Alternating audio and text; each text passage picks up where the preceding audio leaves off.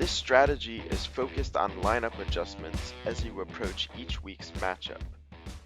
You will want to make sure flex spots contain your players with the latest game start time compared to the other players at each same position. First, I'll explain why this is helpful, and then we'll get into the specific examples. So why do this? Although they are rare, last-minute injuries can happen, so you want to be prepared just in case. Whether the player is already listed as questionable and will be a game-time decision, or if they are listed as healthy, last-minute injuries can happen that rule out that player for their game. And even beyond injuries, in the 2020 season, we have seen other occurrences leading to a player being ruled out, such as a family member's death or a positive COVID-19 test, or a coach sitting a player for disciplinary reasons. When this happens, you want to have as many replacement options available to you as possible. You do not want to get stuck without the ability to replace your injured player. Here's an example. This lineup here actually has 3 lineup spots that should be adjusted. We now want to look at each of the flex spots. First, we'll look at the flex spot where Ronald Jones is. We are going to focus on his game time and the game times of the other players who share his same position. Looking at the 3 running backs in this lineup, there are 2 start times at 1 o'clock and a 4:05 start time. Therefore, we want to swap out the latest one, the 4:05 start time, into the flex spot.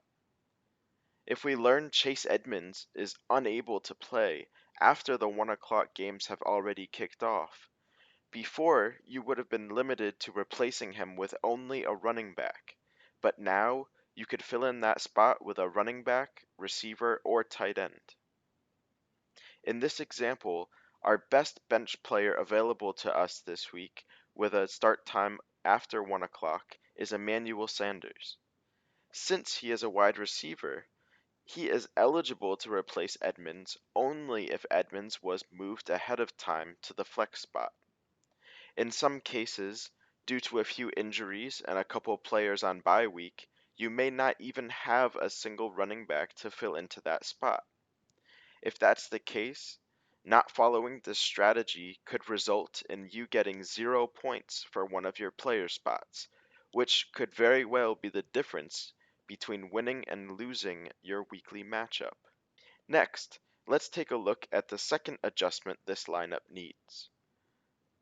Look at the second flex spot where AJ Green is, and then focus on his game start time and the start times of the other receivers in your lineup.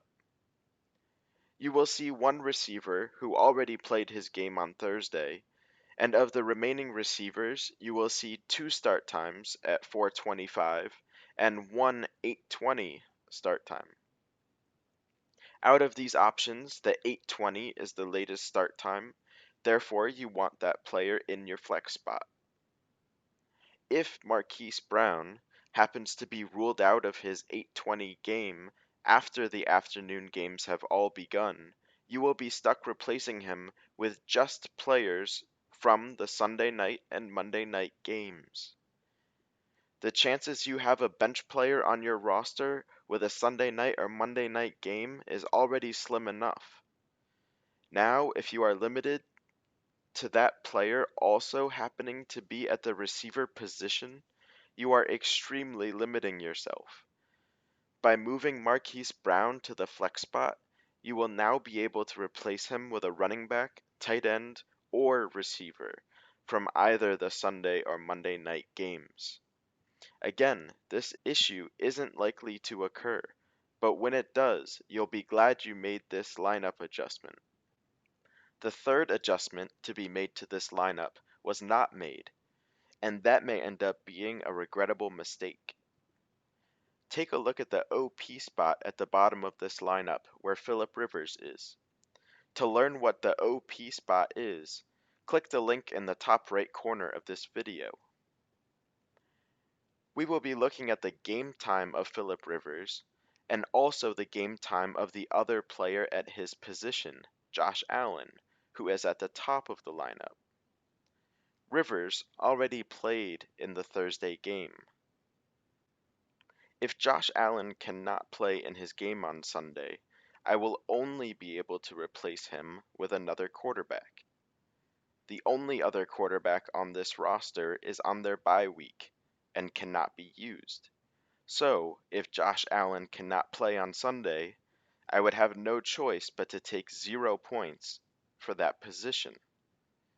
If this lineup was properly set according to this strategy, Philip Rivers would have been in the QB spot at the top of the lineup, and Josh Allen would be in the OP spot at the bottom. If Josh Allen was in the OP spot and was ruled out of this game for some reason, there would be so much more flexibility to replace him with either a running back, receiver, or tight end, or of course, another quarterback if that was an option for you. That's all for this video and the lineup adjustment strategy.